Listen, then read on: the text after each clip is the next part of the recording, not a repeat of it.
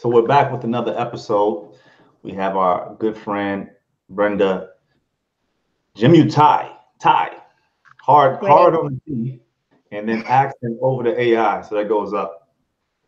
And she has the Afronomical channel, and of Mm-hmm. course, I always have somebody tag teaming with me. So it's I got Dave with me from the Tell It Like It Is channel. What's You're going on, watching, folks? you're watching a logical conclusion, and today we're going to talk to Brenda about her native Kenya.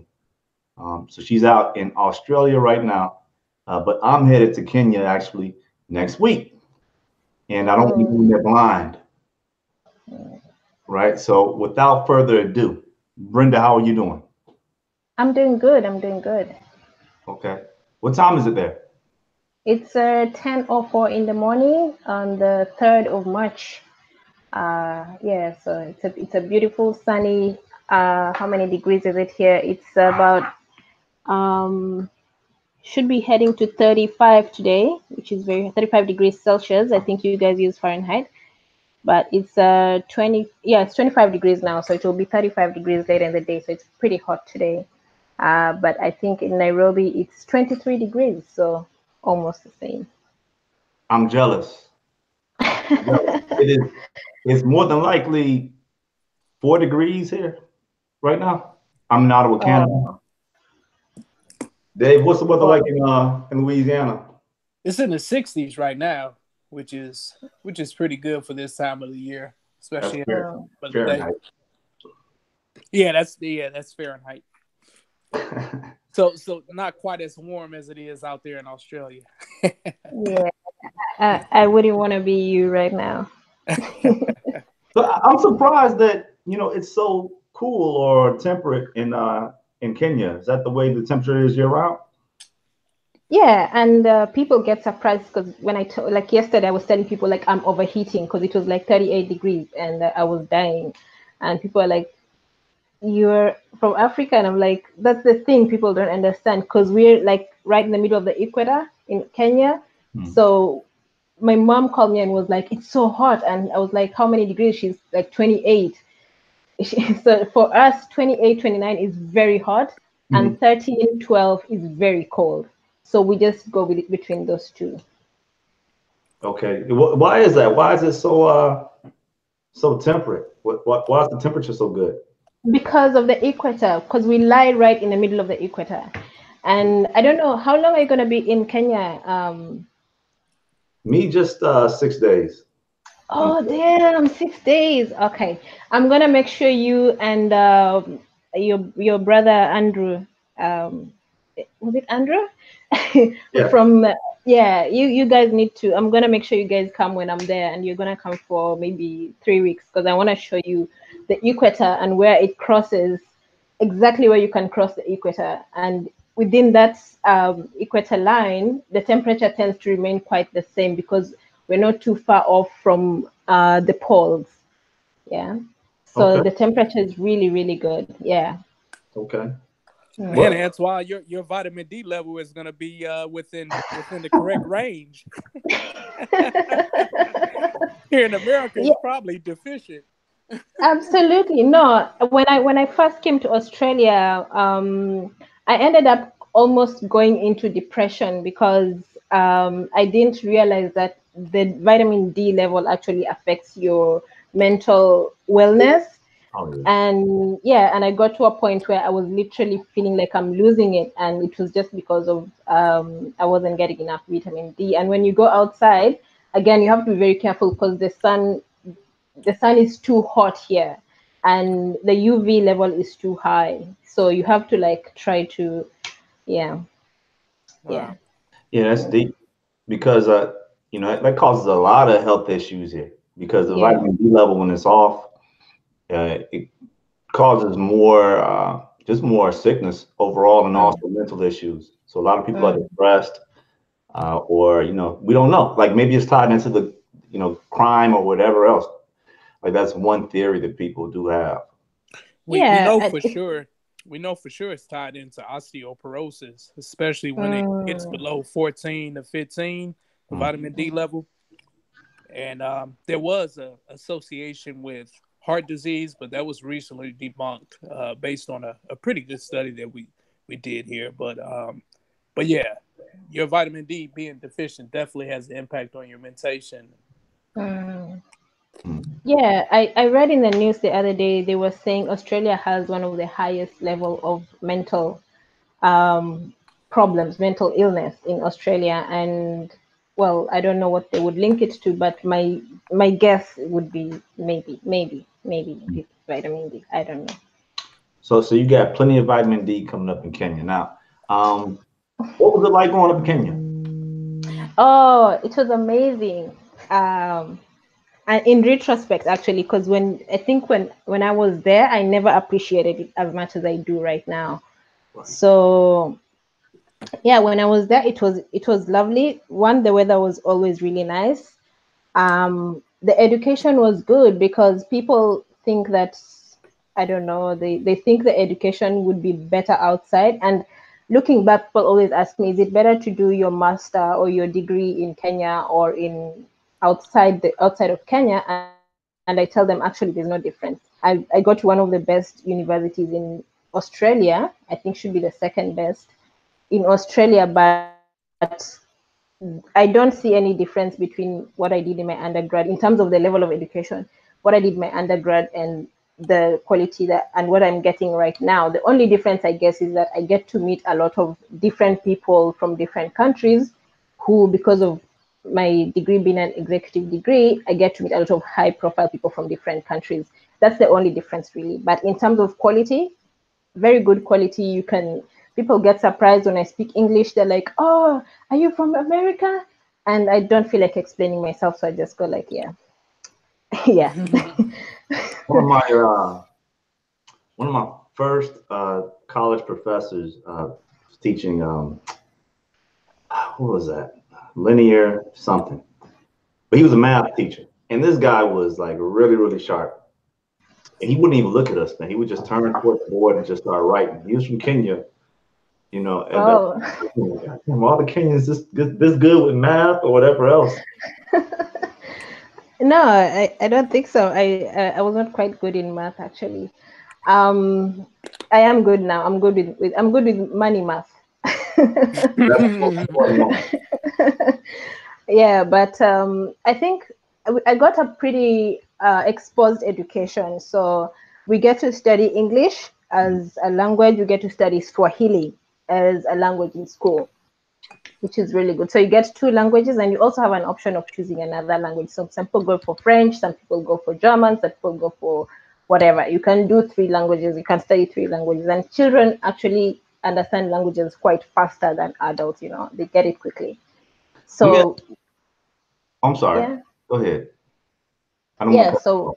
so we get to study all that, and even in terms of English writing, I ask people here in Australia. So did you guys used to do this? And some people, they wouldn't pass when you come here, you do the IELTS test, the English teaching of English as a foreign language, and they get surprised when I tell them I actually scored 94, and probably the 6% is because they probably didn't understand my accent. Just my guess, but we get to do speaking, we do writing, we read a lot of literature, and mostly African literature. And I wish you guys would read African literature. It's so beautiful. It's amazing. It's African literature. It's so beautiful. But we get to learn that, and we do everything: science, geography, history, whatever. It's just the same. I don't know if it's the same for you guys in the US, but education is good. I enjoyed my education. It was really nice. It was fun. Yeah. What else? The food was What nice as well. Sorry. what's the primary language in Kenya? So we have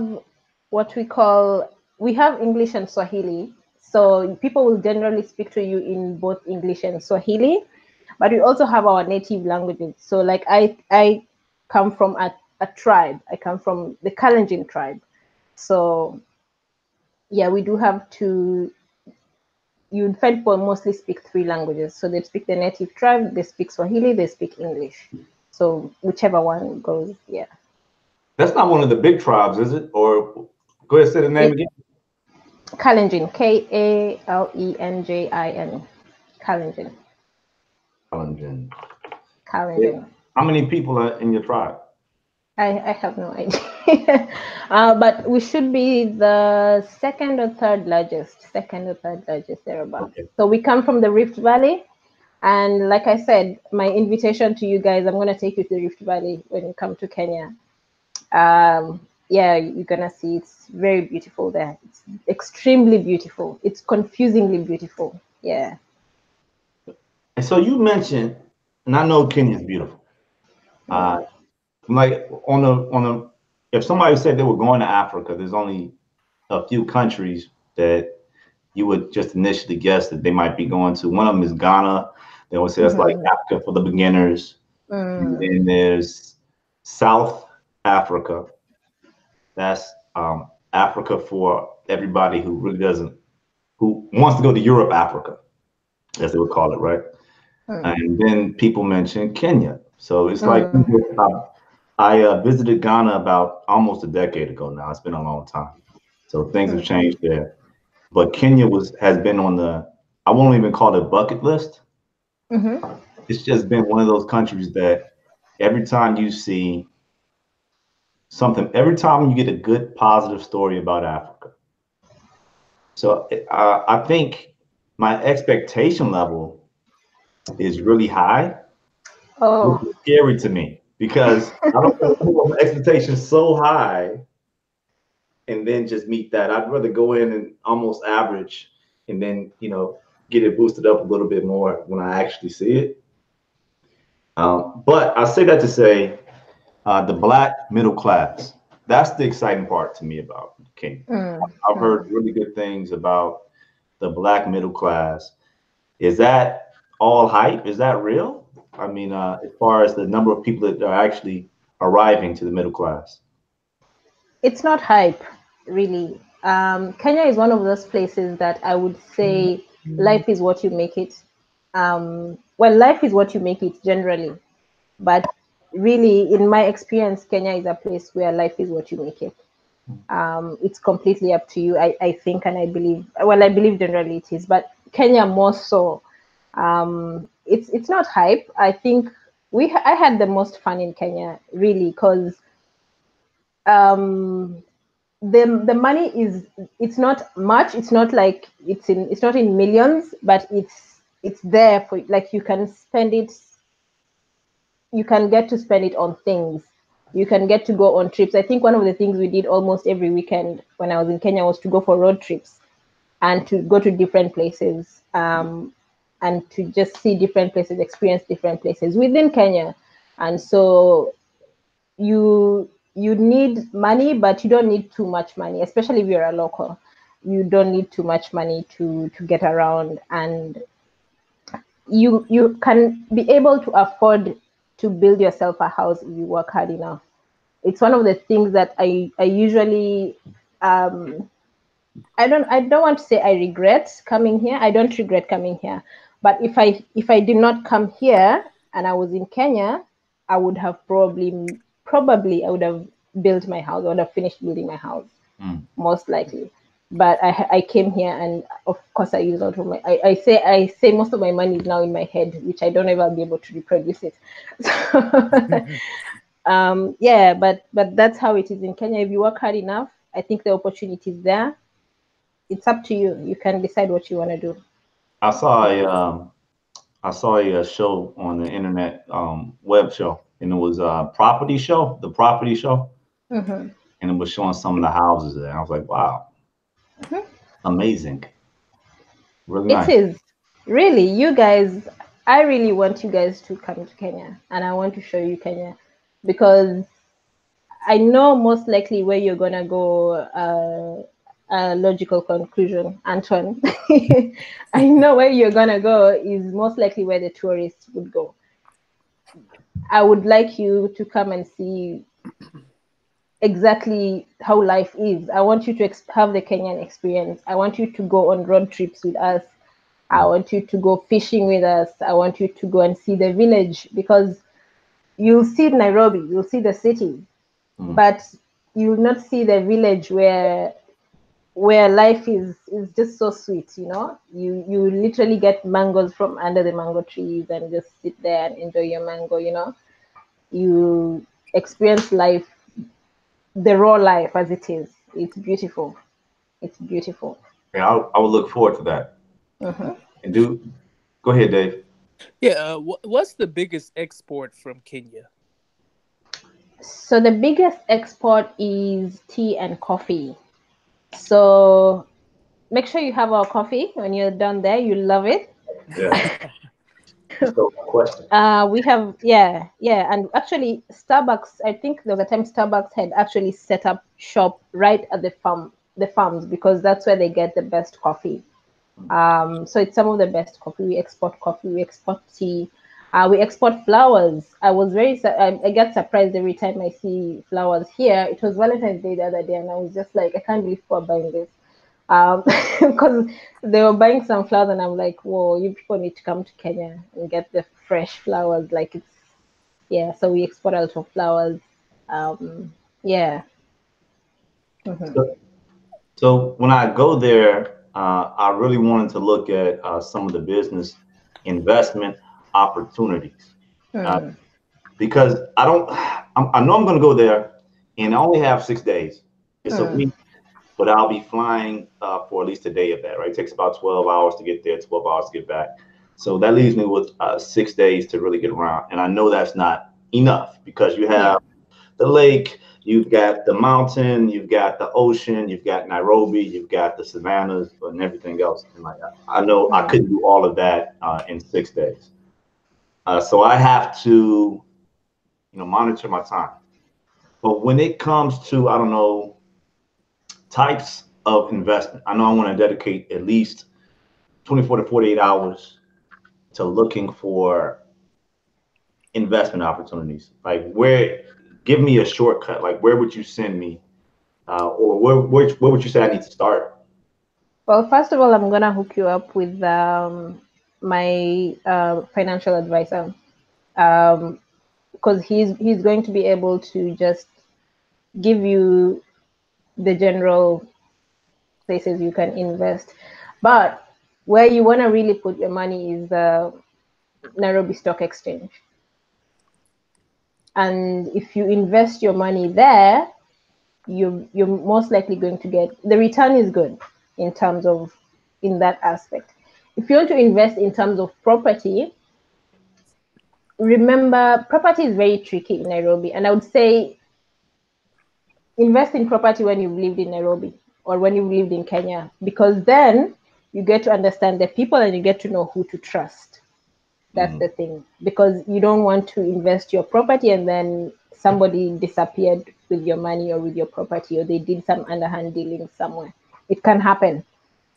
So I would say when you're in Nairobi, if you find people that you trust, you won't be able to do that in 6 days. But um, hopefully you'll be a frequent visitor, maybe a permanent resident. Then you can be able to invest in property. You can buy a lot of property. But where to start? I would say start at the Nairobi Stock Exchange. Nairobi Stock Exchange, it's been there for years, since before independence, I think. And I have never lost money at the Nairobi Stock Exchange, honestly. What you just need to do is to keep an eye on how your money is moving.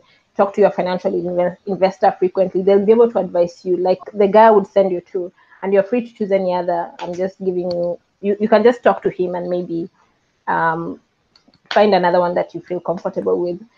But they should be able to guide you very well. They're generally they're honest people. Because they're professionals and they know that the market is regulated, and they know that there's nothing you can do. Once you put your money in there, you can monitor it from your laptop every day. So I would say start there. Start at the Nairobi Stock Exchange. Yeah, Brenda, you send them to me, and I trust you, so I trust them too. Right? I'm not expecting to get Bernie Madoff or anything like that. People right here in the United States and get burnt, so we understand how that goes. You have to do your due diligence. Of course, you have to make sure that everybody has their correct credentialing, and then you do business. But generally, I trust my people. Dave, you have any questions? Sorry, I just Yeah. lost you. Did you say something? You froze for like a second. I was just saying, as long as the person is credentialed, in general, I trust my people. So Okay. Okay. I trust you. I trust him. Great. Go ahead, Dave. Yeah. How do Kenyans view African Americans? That's a topic that I would, yeah. You see, the thing with Africans and African Americans, there's a very big gap, and there's a bridge. There's something that we need to repair between the two sections of between us, because what has been exposed to us in the media, the picture of African American has not been good, honestly. And we've been exposed to African Americans being these very rough people, being very violent, being very, that's what has been exposed to us. And honestly, until the last maybe 3-4 years, I always believe that. African Americans are very scary. Like, that's what I believed until and like 4-5 years ago is when I started seeing a different picture, because that's what I knew, that's what I saw. And I've met people who, even when they came to the US, I have many friends in the US. Maybe 20 of my friends and relatives are in the US. And I think what has been passed down to them, what they have been told when they're coming there, you come there on a visa. And when you come on a visa, you don't want to get into trouble. You don't want to have any issues with the cops. You don't want, otherwise, you get into trouble. And one of the things they always tell them is to stay away from people that will get them into trouble, which is mostly African Americans. And so they are told, yeah, you don't want to be caught with drugs, you don't want to be caught with guns. And really, people believe that that's where you get into trouble in. And it's sad, because it's something that I know it's not true. For sure, I know it's not true, but it's the picture that has been painted to us. And we have foolishly believed this until, at this point, people need to open their eyes and see that that's not the true picture. There are very educated, very highly credible African Americans that we need to hold hands with, because, like I said to Antoine on his email, Africa does need African Americans more than it needs anybody else. I think Kenya does need African Americans. So that's what has been painted. And I think I think we should hold hands at some point and just and repair that. Has that picture been painted via social media and television and radio, or what's the source of this kind of distorted view of African Americans? Mostly television. When you see the television, or all the the movies, and also they've painted poverty in such a negative. They've painted African Americans as people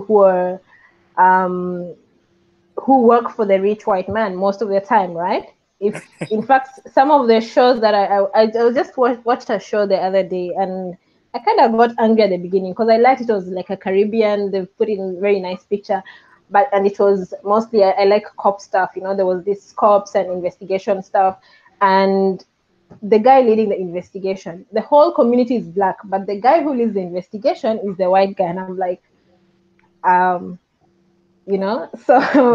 Man, you didn't know he was Superman? That's the picture that has been painted. And and also through music, like I think sometimes some of the rap music, they tend to, it has done us more injustice than justice as African Americans, because of some of the videos they put out have been so violent and demeaning to women, and obviously nobody wants to be involved in that kind of a situation. I don't know why people think it's attractive to put out such videos. I guess some people like it, but if I have my daughter and they're going to the US and that's all I've seen, I would tell them, stay away from these people. Yeah. I don't ever want to see you in a video like that doing that. So yeah. Another question that I think a lot of African Americans have: Do Kenyans view us as the bastard children?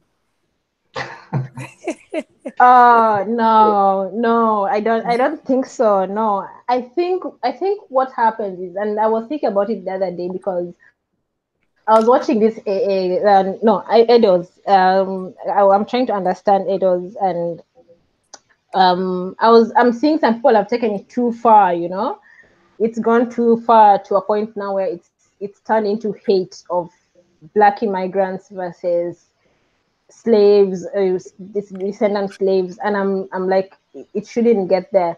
But what has happened is, I think we both had issues to deal with, where the slaves.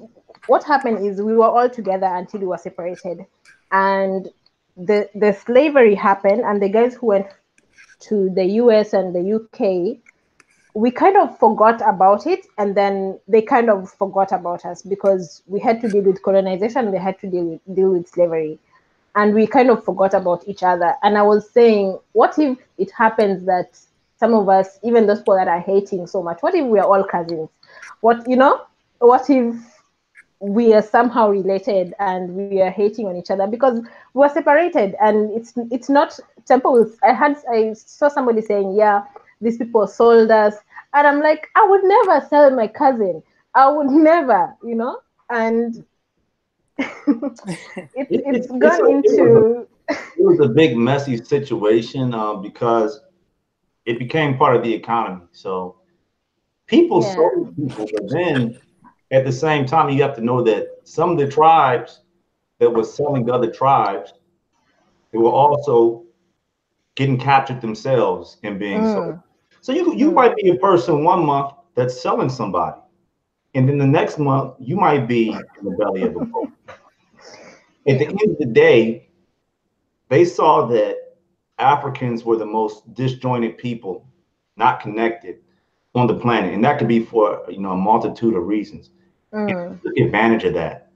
And some of the tribes or kings that actually profited from it in the long run, what they realized was, wow, they're building up all these other places. And how did they do it? They did it through the wealth of persons that they took from the African continent.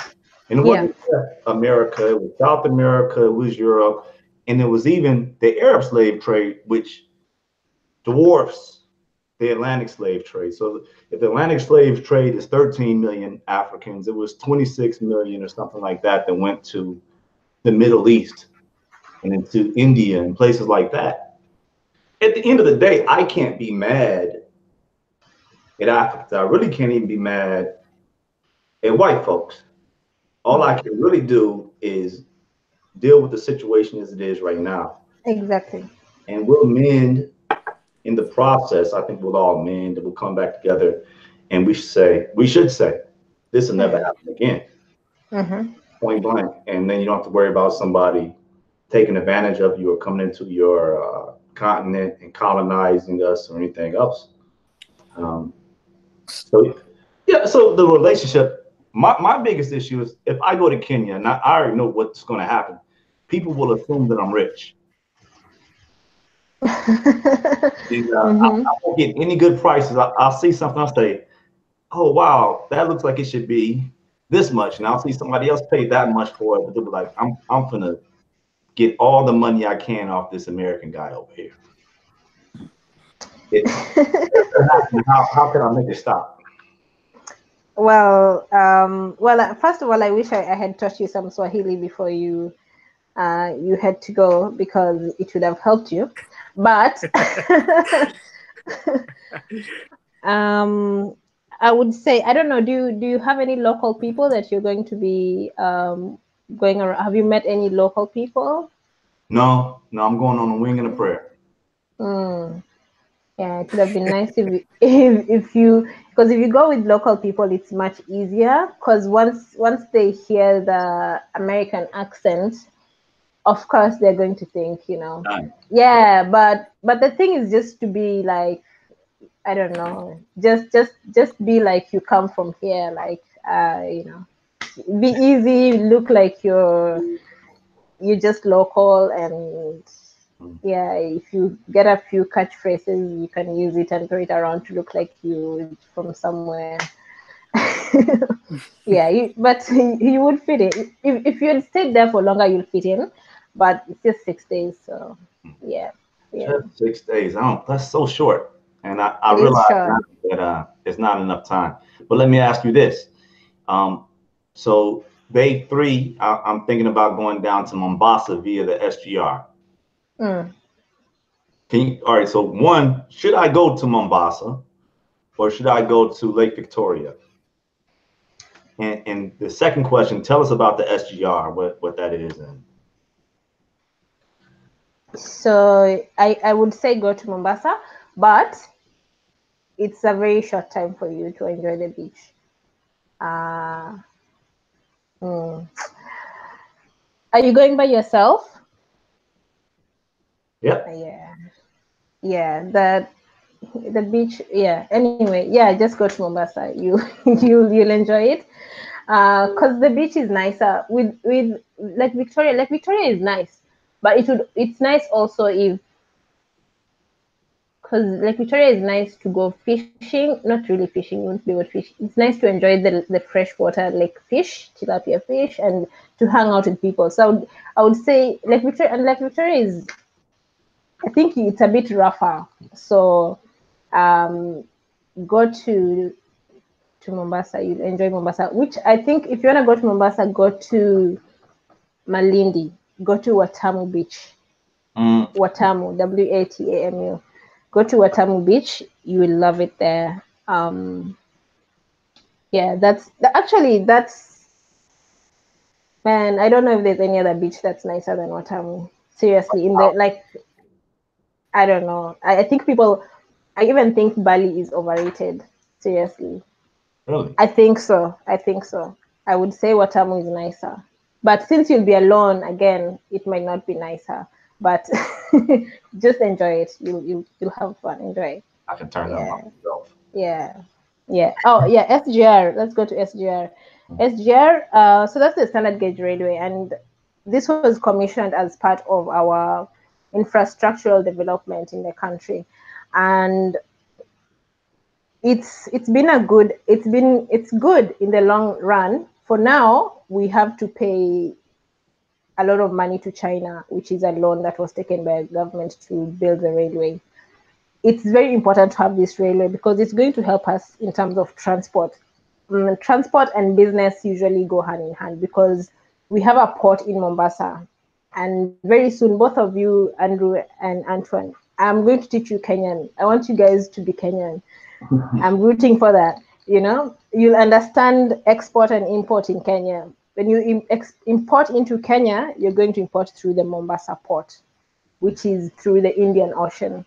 So that's where you're going to offload everything.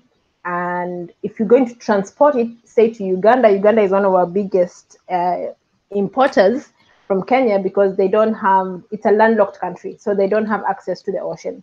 So they import through Kenya. So you're going to transport from Mombasa even into Uganda and to other countries and other regions. And you're also going to export mostly through Jomo Kenyatta International Airport and through the port. So that standard gauge railway is very important for transportation because the faster you can get things from the port to the people, the better. Okay, so it's very important for business in the long run. But I think we paid too much for it. They haven't. Is it just from Nairobi to Mombasa right now? No, it's going to go all the way into. It's going to go all the way, I think, into Uganda actually. Okay. So it's going to be it's quite important, but I just think we paid too much, and I'm very worried about the Chinese invasion. Like it gives me sleepless nights, seriously, to think about it. That's the next question. Yeah, I think we paid too much. We paid too much. Involvement, not in Africa, but specifically in Kenya. Can you talk on that and who's actually running the commercial sector right now in the business sector? Is it Kenyans or is it Chinese or is it Indians? Like it's. My view is that it's Kenyans. I'm saying that because I actually back home, I do have maybe I shouldn't. Maybe okay. I'll not say this online, but Yeah. in Kenya, I would say Kenyans are running the show, but there's an invasion of Chinese, and the deeper your pockets, the higher your bargaining power. You know that. So the Chinese, the deal we made with the Chinese was a raw deal. The people who negotiated this thing, I'm very upset with them because they gave away too much. Yes, we wanted the money from China or wherever we get the money, and I don't think should even gotten it from China. I think there were other people willing to give us the money, but we needed the money. But the deal came in with a lot of Chinese coming into the country because we're getting a lot of support from them, and that should not have been the deal. The deal comes in with Chinese actually running the SGR, and I said to myself, if you take a loan to buy a house, the bank does not tell you that now I by default I win all the contracts to clean the house and to cut your grass and to do everything. You know, they just give you the money and the deal is you pay. That's it. But they've come in with under dealings within it that it's kind of messing with our economy. And when you talk about who's running the show, yes, Africans were running the show before, and we have a few people from the UK, from the US, from Israel who've come in as businessmen into Kenya, and they love it. And like I told you before, Kenya is one of the most colorblind. Like we're so colorblind. I think we forget that we were colonized. I don't know whether we forget or we just colorblind, but they were doing business there, and nobody has a problem with it. But now we have Chinese, and what I don't like about it is how they're doing the business, because some of them have been very disrespectful. Some of them have been deported from Kenya because of some of the racial things they've said to people, and some of them have even been reported to be mistreating people who work for them in the SGR and in other places, because now they're running business in Kenya. And I don't like it, and I don't want it. And if I was president, I think I would. No, we are not dealing with that. We're not. We've come out of colonialism. We are in recovery mode. We do not wish to be disrespected like that again. No. I know with the Chinese language, that are they trying to push the Chinese language now in Kenyan schools? I've heard that this is something that's coming around. Yeah, that has happened in Ghana, but I saw, I think it's happened in Uganda as well. I'm not sure it's happened in Kenya, but Kenya ordinarily, from even before the Chinese invasion, people have, like I said to you, we're always encouraged to learn another language. So basically, most people would speak four languages. I learned a bit of Spanish actually, um, because I decided to choose to learn Spanish for whatever reason. I can't even explain why, but we were just told it's good to have to learn another language, so I did. So people have always learned. The people who learned Chinese before, so it's not being pushed as an agenda right now in Kenya. But the problem is that people are respecting people. Like, this is what I don't like. You just don't respect somebody because they have deep pockets, you know. Mm. And you shouldn't sell we shouldn't sell what we have for that. I'm happy to stay without that infrastructure than to be disrespected. I'm happy, really. I think we'll do just fine, as opposed to being disrespected in our own country. Yeah. I always wonder why when it comes to infrastructure in particular. So I would assume that the majority of the people who are actually working on the railroad were Kenyan. I would assume so too, but like I told you, I don't know which air. Sorry, let me just clean up my language. I don't know who negotiated this thing, because the deal came with a lot of Chinese coming to do the work, which was not what I don't know. The people who negotiated this thing just let us down. Yeah, Would you hope, though, that over the next, let's say, 10 years, if Kenya decides to build another SGR going in a different direction, that they can do it on their own instead of, hiring the Chinese to do it. Of course, and this is why I said, in fact, Kenya does need African Americans. You know why? I would be happier to have an African American working in Kenya and running their business in Kenya than to have a Chinese running. And I'm not saying that I hate Chinese, but I'm just saying in terms of the respect that we give each other.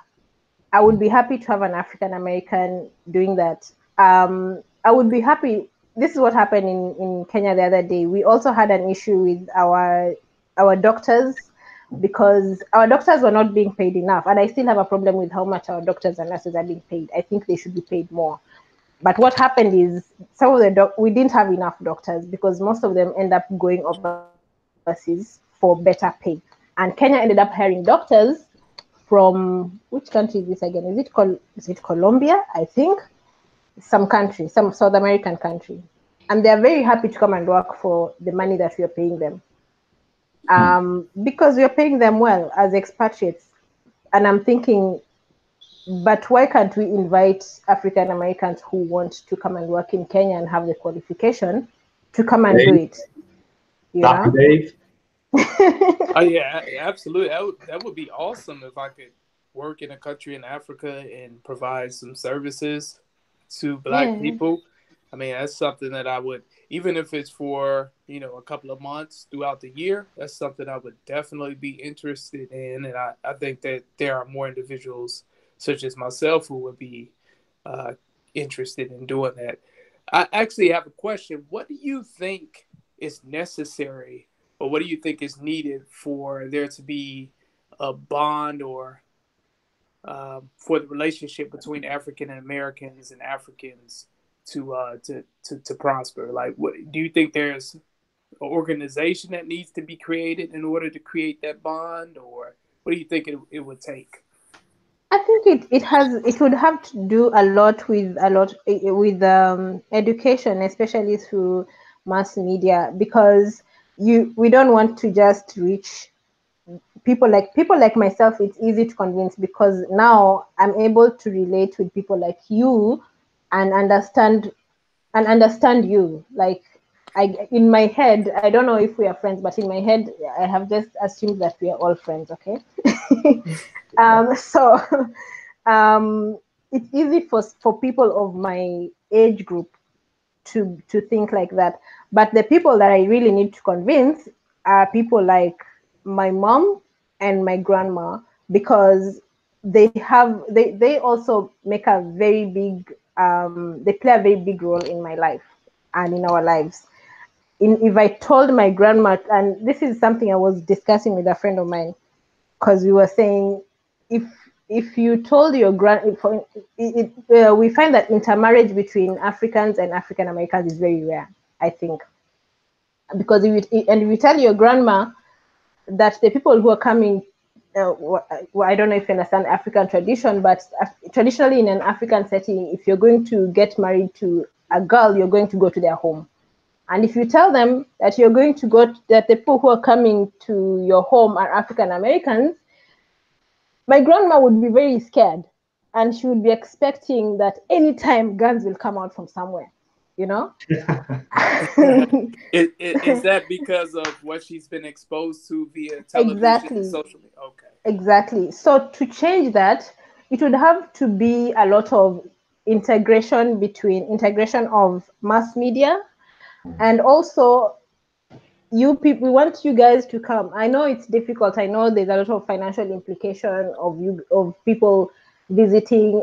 It's not easy, but if we can find a way for you guys to come as often as you can and integrate yourself into the community, you can make that difference by exposing yourself. I'll tell you a very funny story, actually.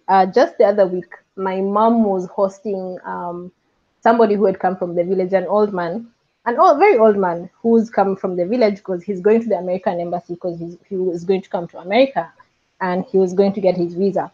And so this old man said that he's going to visit his son, who his son has gone to America to study, to do some degree.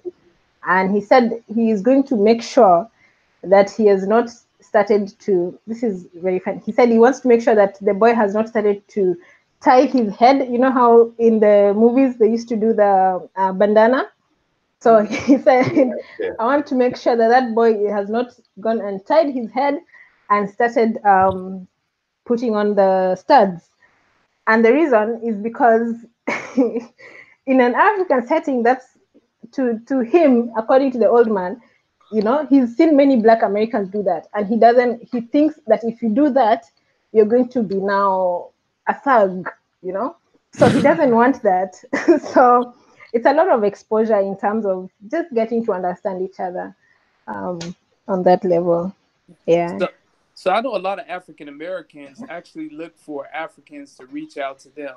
You know, they kind of feel like, yeah, obviously the Portuguese and the French and so on and so forth used force to take our ancestors and put them into slavery, but also there were African tribes that actually sold or exchanged human capital for certain resources and things of that nature. So there's a percentage of African Americans that are hoping and looking for Africans to actually reach out to African Americans to create that bond. Do you think that that is unreasonable? Or, I mean, obviously, I do think there's going to have to be a certain amount of energy and participation from each side. But are Africans actually trying to reach out to African Americans? And if so, through what vein? Through what organization? Or how is that happening? To be honest, I think when you live in Africa, I think we forget, seriously, we forget that African Americans are trying to reach out to us. And it's not until you're out of the country, like for me, it's not until I was out of the country that I realized the importance of seeing another Black person. Like it makes you so happy, you know? And I think in Africa, we just see each other too much that we're like, yeah. But I think it's something that we have to build and work on because really, I think we forget the importance of having each other. So I do understand that if I had come to the US 4 or 5 years ago, I would have not, I would have tried to not get into trouble, because I would think that I would get into trouble by interacting with a Black American or an African American. That's what I would have thought. But I think for now I have changed my mind because I know better. And I think we need to, we have a lot to do in reaching out to people in Africa. I think people in Africa forget about it, and I don't know what we can do. Yeah. There's some countries like, let's say Ghana, they have this whole 2019 year of return. I'm taking 2019 year of return to mean the continent, because I love Ghana. I've been there once. I want to see other places. So I'm not going to Ghana this year. I'll probably go like next year, something like that. But is Kenya, are they even aware of 2019 this being a year of return? Do they care about it, or? No, I don't think so. I don't think that has been a thing in Kenya. But probably because there's not enough awareness. But I think if people are aware, if people know, because I was talking to my mom about this, my mom who does not know anything, and I was telling her the reason why, and to her she's like, that is when she started saying, oh, is it? Oh, really? Wow, I never thought about it like that, because we just don't think about it that way. But there's no awareness at this point. And I think it's up to us, because it's not up to anybody. It's up to us. It's up to me, you, Andrew, everyone, to try and create that awareness, because people seem to have forgotten. I saw something very interesting, for instance, in Zimbabwe. And I saw Zimbabwe, they had a problem, remember, with the farmers. They kicked out some farmers. And South Africa, if Malema takes over, he's going to do the same. And I'm hoping Malema takes over. I love Malema.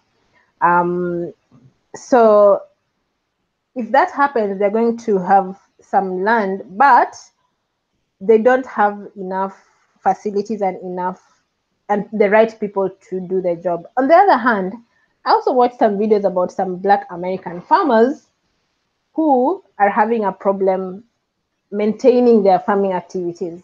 And I'm like, this is just an open space. Like, it's just literally open for us to do a fair exchange. You have your people, we'll have our people, you know? It's I don't know if we can put it that way. Like, it would be such a fair exchange.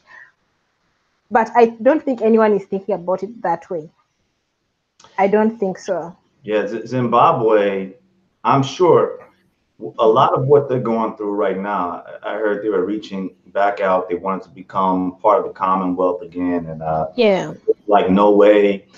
But a lot of what they're going through right now is because of the right step that they took, you know, about a decade or so ago when they decided to kick the farmers out. I mean, at some point, you have to become just dependent on yourself, and whatever happens in a fair level playing field. But I don't think it's going to be fair level playing field if other people have something to do with it, because they're trying to teach you a lesson or show you that, you know, they're going to repay you for kicking their people out or whatever else.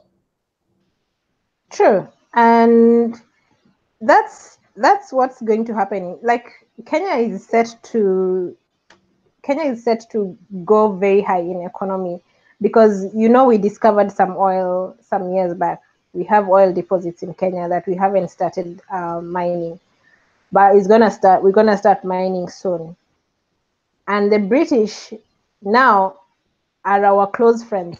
They're really hanging around us. They're really, you know, they're just waiting for that moment. And if by any chance there's a ruthless leader that comes in and say, I don't want to see these people, best believe we're going to get kicked off so many things that in fact they will even cut off our imports. They'll stop importing our flowers, they'll stop importing our tea, our coffee, just because of that. And now, because they know we have this oil, they're ready to import everything. They're ready to be our friends. They're ready to fight anyone who's fighting against us. And so it's just about how we play now in this field, because we don't want to, I don't know. All right, so based off of that, what you just said about the imports and exports, what can I export out of Kenya, import into the United States or Canada? I was looking for products that you can take out of Kenya into North America. What would you suggest? Actually, I was just doing a study. I did present a study to University of Melbourne end of last year, on the import and exports in Kenya. And at the moment we have what we call a negative trade balance in Kenya, meaning we're importing more than we're exporting. Okay, and that's because our leaders are not. And another reason why I say we need African Americans, because we have different levels of exposure. Okay, African Americans, what I think the educated, sharp one, because there are some very educated, sharp African Americans that I have seen. The good thing about them is that, one, they're not as corrupt, because there's a lot of corruption in Africa. So it would be really nice to have an integration of people that are actually straightforward in their business dealings. And I like that the fact that African Americans are actually not corrupt, for sure. They may. And what were we talking about? I was talking about import and export. Now, when it comes to importing, the United States is one of the people that we almost have an equal trade balance, so we're not too negative. And number one import from the US, importing Kenya to US is cotton and textiles. And I think that's through the AGOA. There's the AGOA agreement. So that's our number one. So if you are, man, you're there only for 6 days. And yeah, man. And I'm not there. I would have shown you some things. But I'm gonna give you my idea. So I'm thinking about ostrich eggs and ostrich feathers. Wow. Do you have a market in the US? I will go straight to Whole Foods and see if Whole Foods would be willing to take some ostrich eggs because I know they are a delicacy. Like I've seen before, you don't see them too often. I wanted to get something that nobody else had in the U.S. Just it's a small Yeah. delicacy. I would have liked to take you to the ostrich. There's an ostrich farm in Kenya. You know that? I did my YouTube research. Yeah, there's an ostrich farm in Kenya. I would have taken you there, but hopefully, if you get someone to take you, I don't know if I'll have a look for you. I'll make a call and see if it's still open for visitations. But yeah, you can do that. You can. I would have said farming, but then the problem is you're not based in Kenya. Farming needs you to be there. It needs you to be very present. So textiles would do well. I have a sister. That's what she does. She's like a urban farmer, and I keep telling her it's like I'm trying to turn her on. This is my sister, but yeah, she farms and she harvests, and then she sells her product right at a farmer's market. I said, well, do it in Africa. Yeah, and absolutely. That was one of my questions.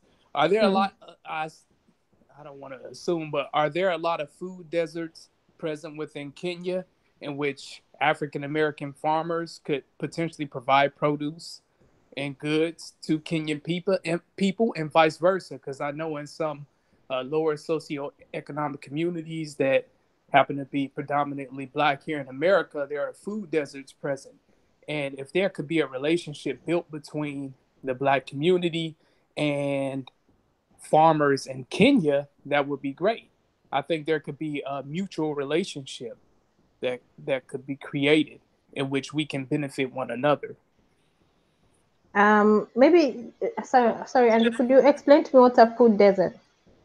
So a food desert is basically when you have a community in which there aren't any good grocery stores that provide adequate food at prices in which the people that exist within that community can afford to purchase the food. So the participants within the community end up having to go and travel many miles to another grocery store in order to get food and get products. So they end up spending a ton of money, not only to purchase the goods, but also to travel to the grocery stores in neighboring communities. Okay, so you're asking if there's there's food deserts in Kenya?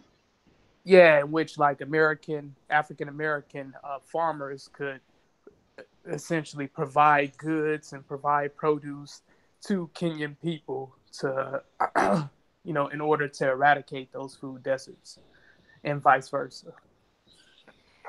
I don't think we have food deserts, but I think we have a market, just an existing market within the Kenyan system for African Americans to sell their produce. And I'll say this because just less than a week ago, there's a UK, like I said, these UK guys are really hanging around us.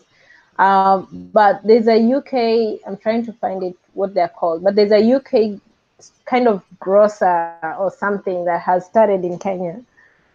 They just set up shop and they seem to be very happy to be doing business in Kenya. And I would say, well, I wish it was an African American I wish it was these African Americans that had come and said, you know what, we want to set up shop here. And Brenda, they talk so much stuff too. And I'm not talking about white people in general, just the ones I talk to.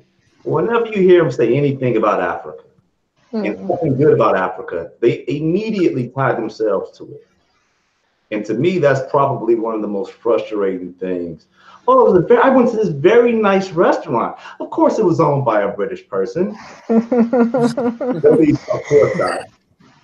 I went, the Chinese just built this port over here, or, the Russians are doing this over there, almost as if to say, in a very undertone type way, we don't do anything ourselves.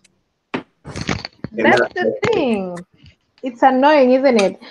And it's annoying because I've experienced this, and the problem is, I think we have taught ourselves to believe that whatever, they've put it in our minds that whatever they do is always better or is always good, and they've made us sort of develop this self you know there's a bit of self-hate. I know that call it self-hate or Self-doubt. Yeah, exactly, where we discriminate against ourselves. And you see people saying, oh, there's that shop that, like, now I know people are saying, because it's being run by a British, it's very well run, it's very well organized, and so people will say, yeah, that's where we're going to purchase, instead of people saying the opposite. And it's very sad, because actually one of the things I experienced growing in Kenya is people not having a liking to themselves and not having a liking to the black skin. I saw this and I experienced it myself one time. I'll tell you a little story. It's actually quite funny. I went to work and I was sent to the coast region. Where you're going? I went to Mombasa. I went to Malindi with a colleague of mine. So we were put up in a hotel, and it's a very affluent hotel. And we stayed there, and because we were working during the day and the evening, we decided one day, okay, let's go to the beach, because it's quiet, it was off peak time. We said, okay, let's go to the beach, let's go have fun in the beach, let's go chill. So after work, we went to the beach with my colleague. And so we were dressed in our beach attire, and we decided to go to the beach.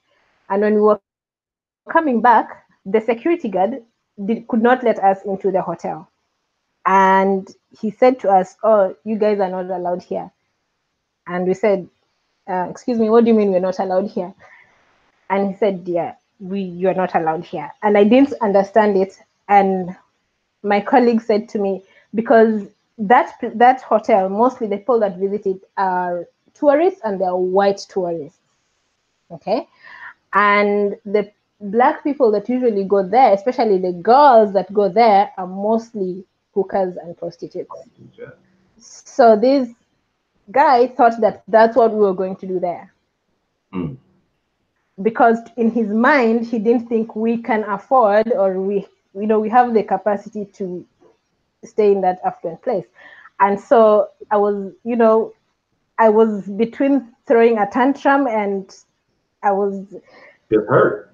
I couldn't believe it. And it goes with the fact that people have been taught that, yeah, it's a sad state of affairs. But it has happened to me. It has happened to me, yeah.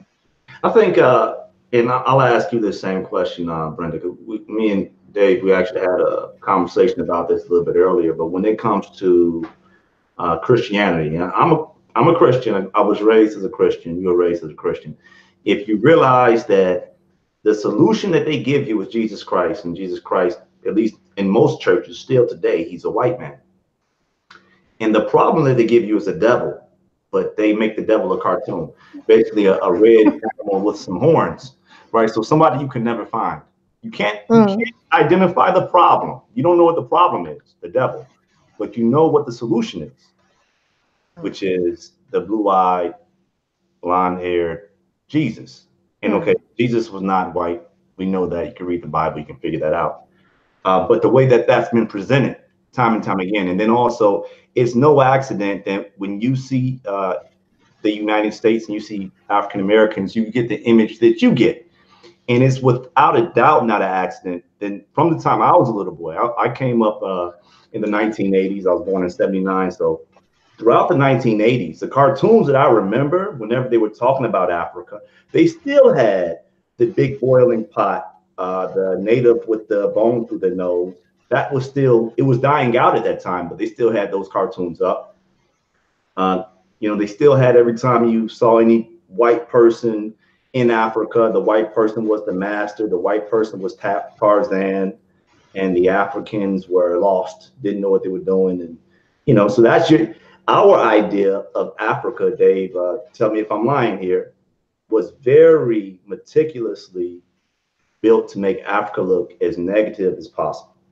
Or, if somebody's starving, every hungry child, you stay up, you watch TV late at night, and you get the infomercial that comes on and says donate money to these starving children, and all they have is all the little distended belly children in Africa and Ethiopia. So for years, whenever I thought of Ethiopia, right, it was automatically they have to be bone skinny, right, big heads, dying of hunger, and then we would joke about it because we were ignorant, right? You're ignorant kids, and that's your idea of what Ethiopia is, what Africa is on the whole scale. And then I remember I met a young lady when I was like 20 years old, and she was Ethiopian.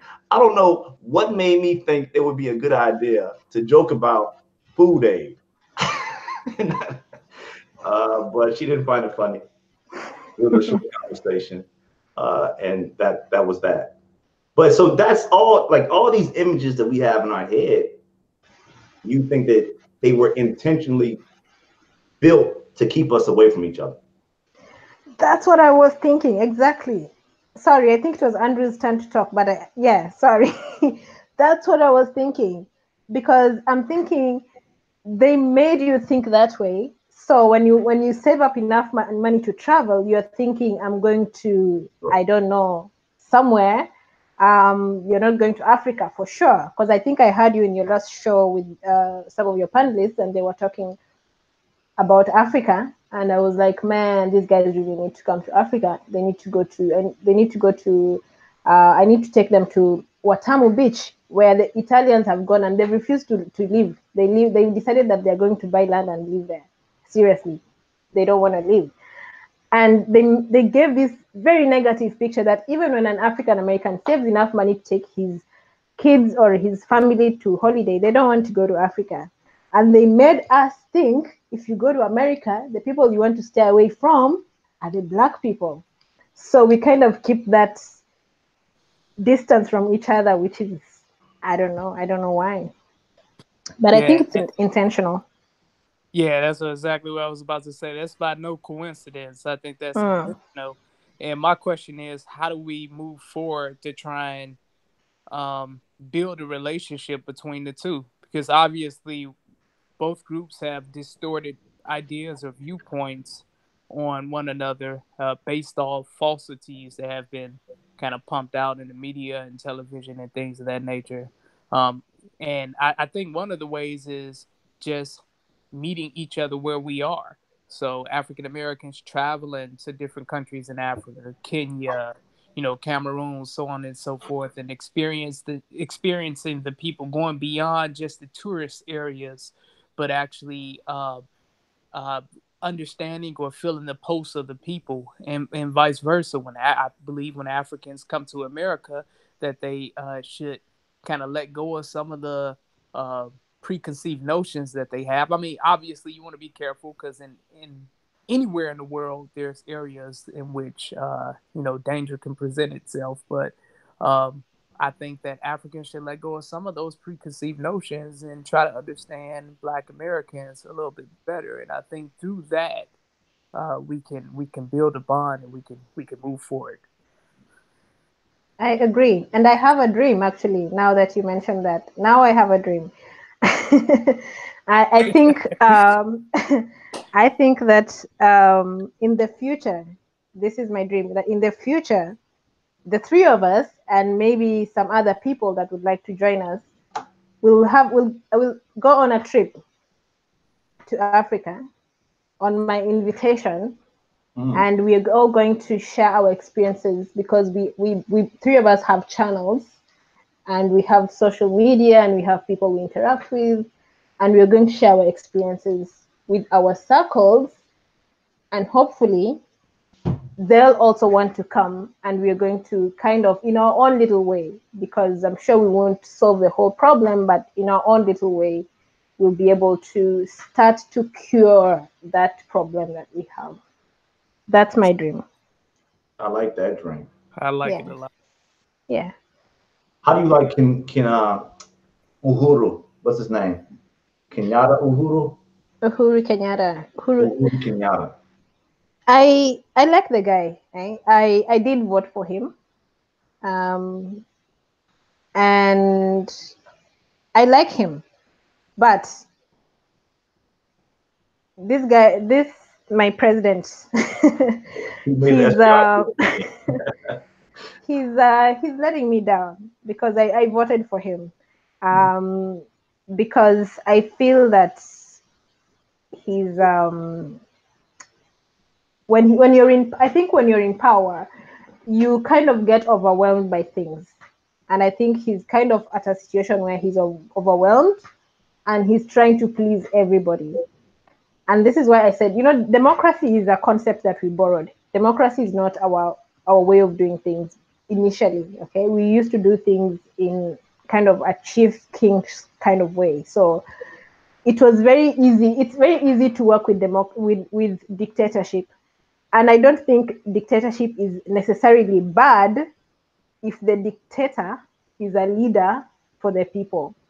I don't know if I'm making any sense. Like it's bad when you're oppressing people, but it's good when you're making decisions that benefit people and you're not trying to please everyone.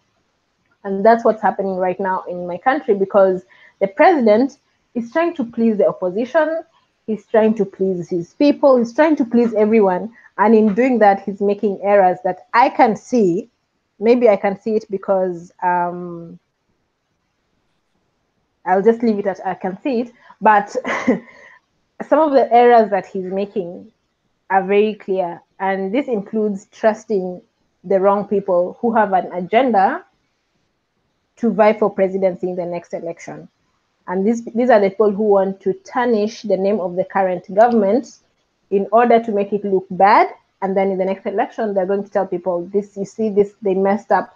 Now we're going to vote for another regime. So I like Mr. Kenyatta as an individual, but he's starting to mess up a little bit, which is kind of irritating me. But that said and done, the government as it is right now, there's corruption. Yes, there's corruption, and there are people who are stealing money, and there's not stealing little money. They're stealing a lot of money. 2 billion shillings is not 2 billion. I don't know. 2 billion divided by 100 should be some millions in US dollars. A lot of millions. It's not little money to steal, but at the same time, it's not money that I can find that money in 1 week. If you give me 1 week to tell you who stole that money, I will find it in somebody's account. Yeah. Because when we find this money, we're not dealing with the people the right way, and therefore we're having a lot of loss of money. And that's why I say Kenya is very rich, because we're losing money every day, but we are still not falling as an economy. In fact, our economy is rising. But that's why we're rich. But my problem is our leaders are not taking very good care of our money, and that includes Mr. Kenyatta. But I like Mr. Kenyatta. Did you see him speak with Donald Trump? Did you see how authoritative he was, and he was not letting Mr. Trump bully him? Like, I like that. I love that. I saw him do a State of the Union with some of the reporters. He's sitting around. He had them in a circle. I thought that was really cool, like the way you had the reporters around him. He opened himself up. And when you put yourself in a circle, it's like saying, hey, we're all on the same level here. So I like that. And then he has a certain cadence that he's cool. He's a very cool president looking at him. Yeah. And sorry, go. No, I was just gonna say, yeah, I think it was very important for him to, not be bullied by President Trump, and to kind of hold his stance, because that, obviously sends out a certain signal, So yeah, I thought that was really good. Yeah, he's cool. I like him, but just some of the decisions, maybe they're strategic, and I don't know, but I don't agree with some of the decisions. But again, I don't have to agree with all of the decisions. But the good thing, though, is that the economy is rising. That's the good thing. Yes. Kenya's economy is rising. That's the good thing. But some things, some in-house things, I'm just not happy with. But it doesn't matter. I don't have to be happy as long as, things are. I have two more questions. All right. The first one is kind of connected to the last question, and that's what is Kenya's relationship with surrounding East African nations? How, like, who are your best friends? I know Somalia is not one of your best friends right now, which No. probably speak another. But let's say Ethiopia, Rwanda, Tanzania, Sudan. How do you guys, or South Sudan? How do you guys get along with the rest of the East African countries? Yeah, so this is, I would say this is in-house stuff. Like I think these are like, you know how in your family you have your brothers and sisters and you fight with each other, but when if anyone tries to attack anyone in your family, you protect them, right? And that's how we should be, like, as an African. I think we have our in-house problems with our neighbors and within each other, but we should protect each other nonetheless. um but that said and done, from our in-house concept, we Somali has been an issue for us. We've always taken in Somalis, for sure, um, because they've always had fighting, and we've always taken them in. We've always been very neighborly and very friendly. However, I don't know whether it's the culture, again, the issue of religion, things that happen in terms of um, what do you call it, terrorism, and of course, recently we had the problem with the oil, the part of the oil, but that even doesn't matter. The thing that matters is the fact that terrorism is crossing into our border.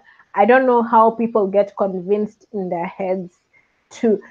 I don't know how people get convinced to blow themselves up. Like, I don't. It's. I've never understood it, but somehow people are actually convinced. I don't know whether you saw that guy that blew himself up during the Riverside attack. Did you see? I didn't see it. I'm glad I did. Yeah. Okay. I was gonna send you a link. Okay, fine. I'm glad you didn't see it. I won't send it. But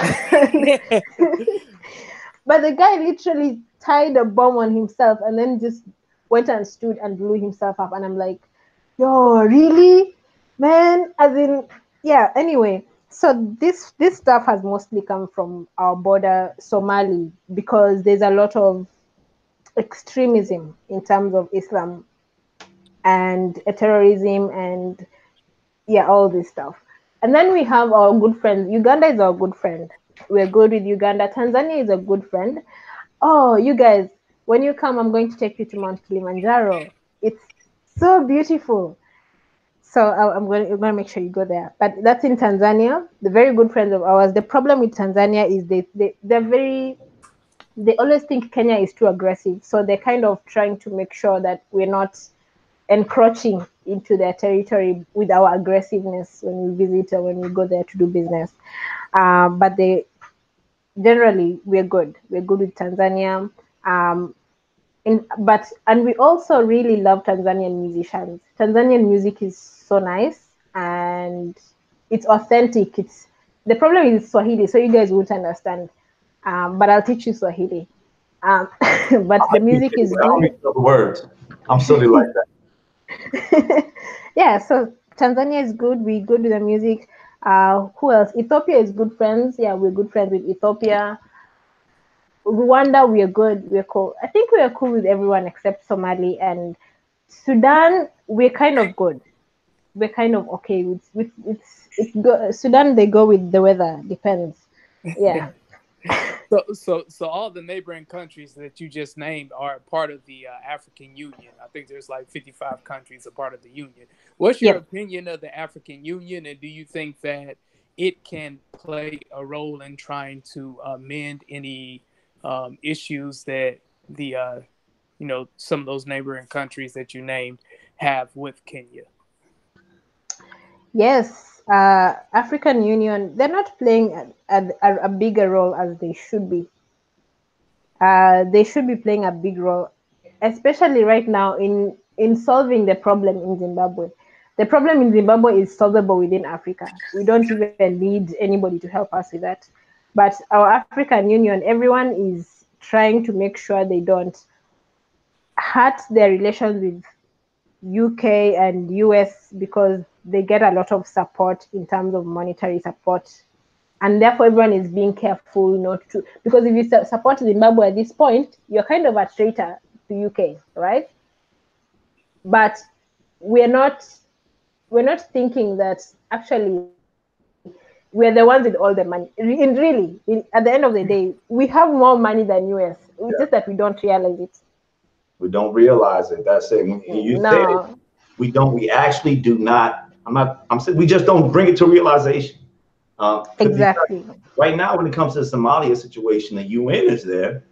The UN being the body of everybody.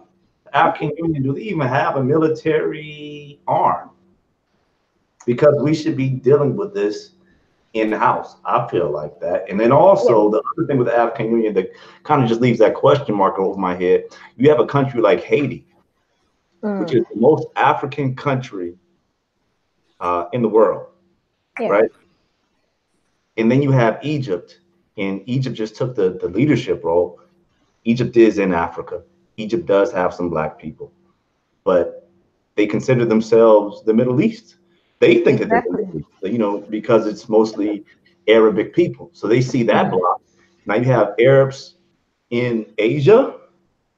You have Arabs. There's no such thing as the Middle East. This is a made up word. They just came up with it in 1902. Egypt is in Africa, got it. But because of the Arab invasion, you have Arabs in North Africa who tie themselves to the Middle East. It's a bit of trickery for them to say, then, okay, we also want to be part of the African Union. Or at least the African Union needs to realize, okay, if we can't, I wouldn't say that the United States of America, you want them to be part of the AU. So you need like a diasporan arm. But at the same time, you have Haiti, which is 100% black, 100% African. How come they're not part of the African Union? And they've been lobbying for it. That's my issue. If you can take Egypt, you can take Algeria and Morocco, then you can take Haiti. If no other African country, you also have Jamaica. You have a bunch of other island nations that could probably come in as a block, right? But Haiti especially.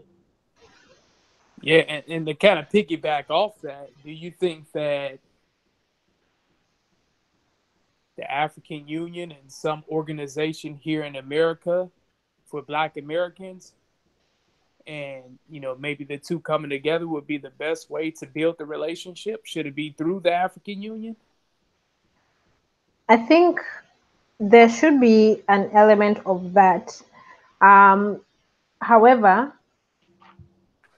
there's this thing with, and this is why I keep believing that EDOS is a made up. And I'm sorry, I know this is going to go online and yeah, but I keep thinking the thing with EDOS has brought a lot of hate and a lot of differentiation, which is something that it shouldn't exist, because people are rooting themselves to say that we are different, that one group has more rights than the other, that one group is better. I don't know. It's been made like, I get it. I get the point, but I don't know. I think this thing. This struggle thing. Like, all right, my struggle was worse than your struggle. Like, we were all struggling. So at the end of the day, everybody was struggling. Everybody suffered. Everybody's been through something.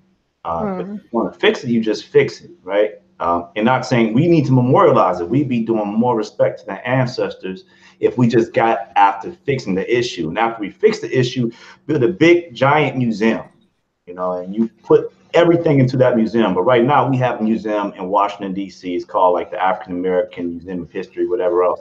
And 90% of the money came from white people. All right, if we didn't pay for the museum, it's not time to build the museum.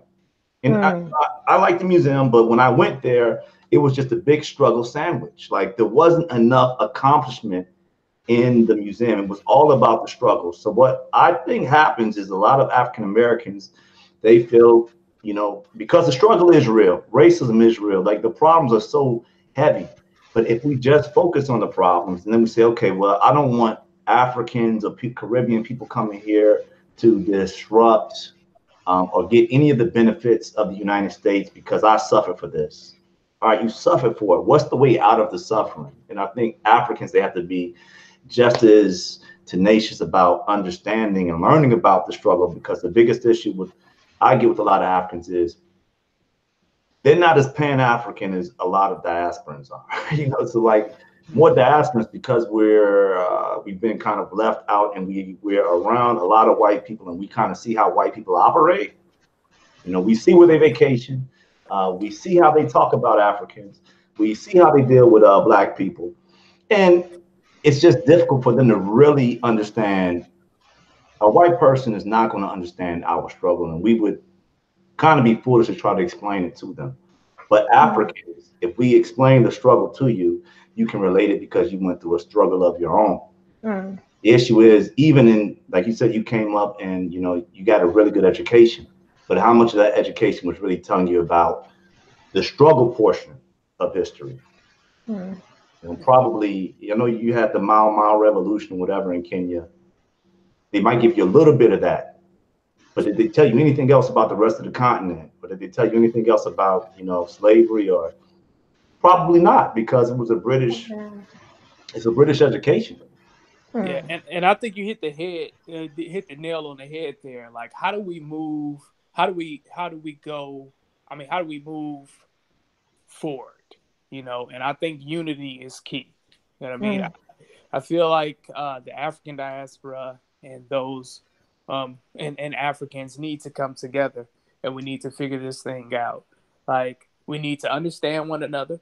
I mean, I think that's important. In order to get to where we're trying to go, we do have to have an understanding of one another. But at the end of the day, we need to unify as one and move forward.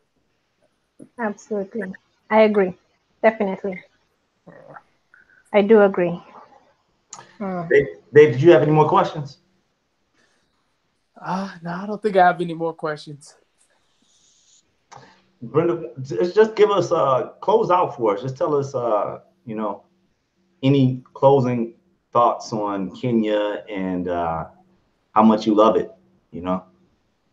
Oh, I love Kenya, man. I love Kenya more than, I don't know. Yeah, so this is the thing. Kenyans in Kenya, when we stay in Kenya for too long and we don't get to see outside, we don't appreciate what our forefathers fought for. When I came to Australia, I called my mom in about 2-3 weeks, and I told my mom, I was actually online and I was looking for a ticket, and I told her, I'm actually getting a ticket because I'm coming back home because I'm not staying here. And she said, what's wrong? I said, I'm not staying here. I have just seen colonialism with my own eyes. Like, I have just seen it, and I'm not staying. I'm going home. And well, she encouraged me to stay because I already made the decision. But I never appreciated my country, and I never appreciated freedom as much as I appreciate it now. I never appreciated. I always say when I land in Kenya, because I'm gonna be heading home soon. I'm going to be singing one song, and that song is a song that was sung after colonialism. And the song was when the singer was singing, he was saying, Kenya, my country, and he was saying, step on your land with confidence and with strength. Like, step on it, walk on it, it's yours, you know? And that's the song I'm going to be singing, because I will be in, like, I feel free. I'm not scared of cops in my country. I negotiate with cops. If I have a traffic offense, I know how to apologize to the cop, and I'm happy to pay a fine because it's my country. I don't mind. I'll pay the fine. It's fine. My country. I'm not scared of cops. I'm not scared of anything. I'm free. It's my country, and I didn't know that freedom was so sweet until I left my country, and and to be somewhere where I see cops and the first thing I do is freeze, because I'm like, okay, did I do something? Or until you drive and everyone is hooting at you, and I'm like, what? I didn't even do anything, and you don't appreciate your country until you leave it. You don't appreciate your country until you leave it. And that's the thing, is that we need to appreciate our country. And I get where the African Americans are coming from. I get why they feel so inclined towards Africa, because they have experienced what I just experienced for 2 years, but theirs has been like 400 years. So I get why.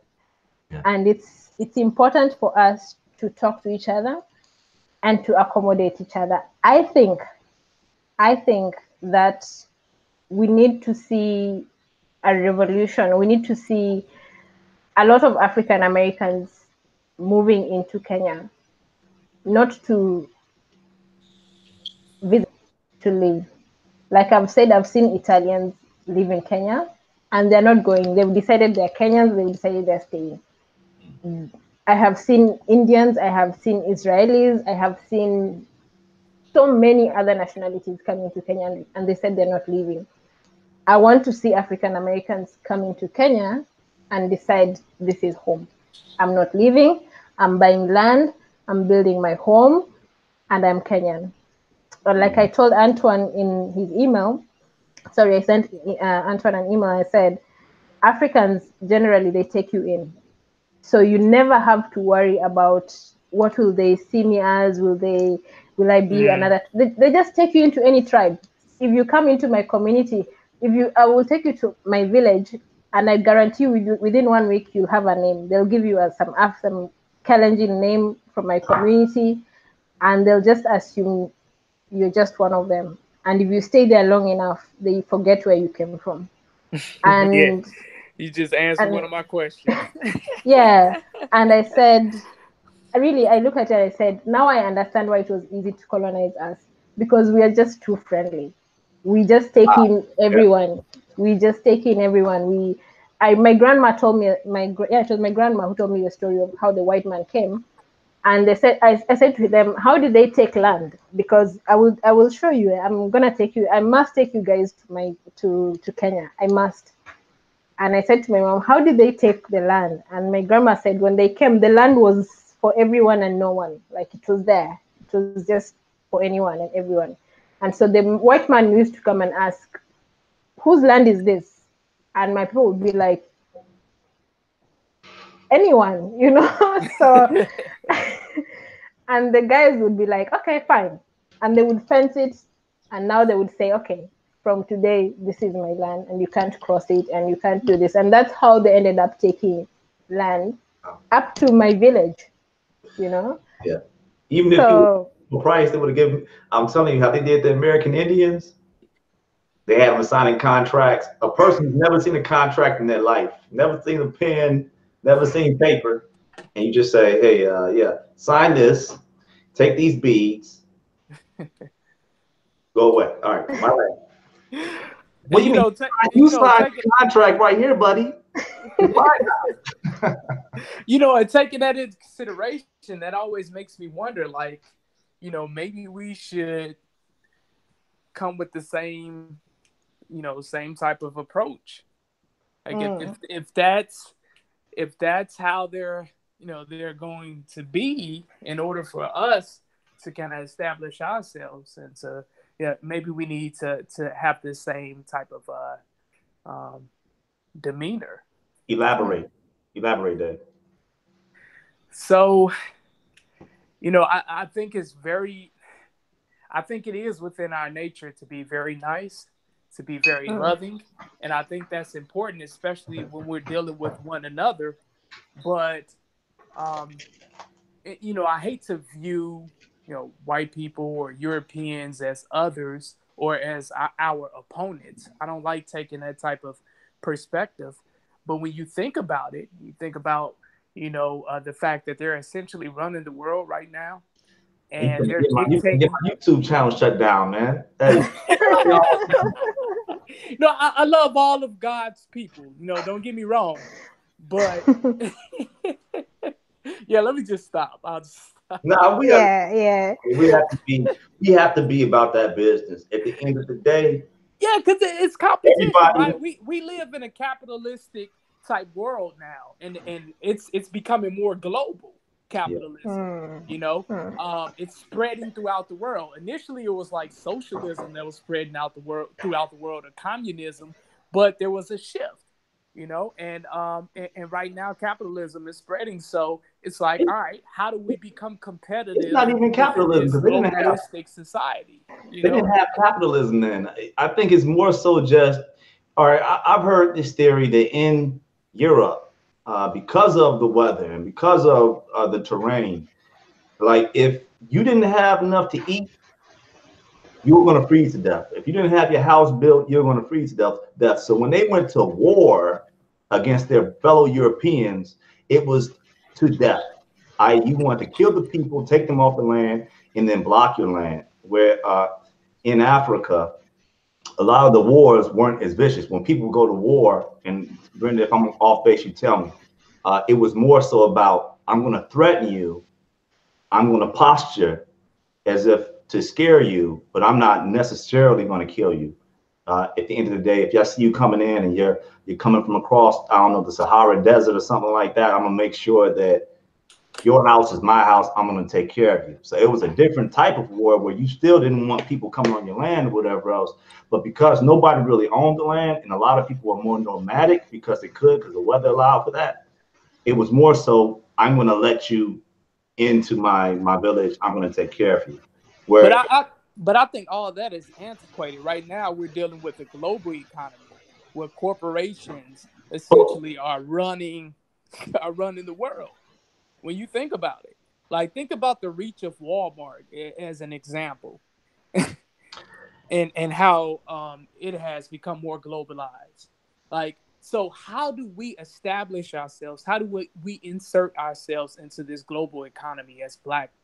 I mean, if African Americans, as you said, like I think there's benefits to like one coming in with the capital, but one having the money that we have and taking that into Africa. But then also, it's kind of like the experience we've had in so many different having to deal with, other people. So we can bring that standard in a way to Africa.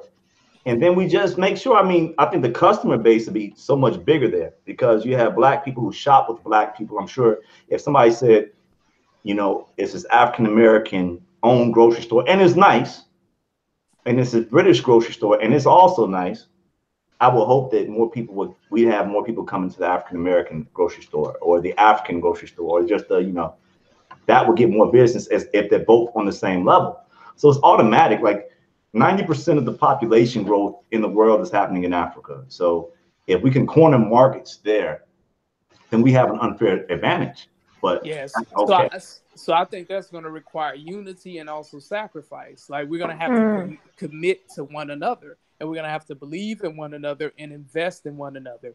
And then the question is, how do we make that happen? And I think it's going to take some level of organization from the African diaspora and also from Africans from the motherland, obviously. So, wow.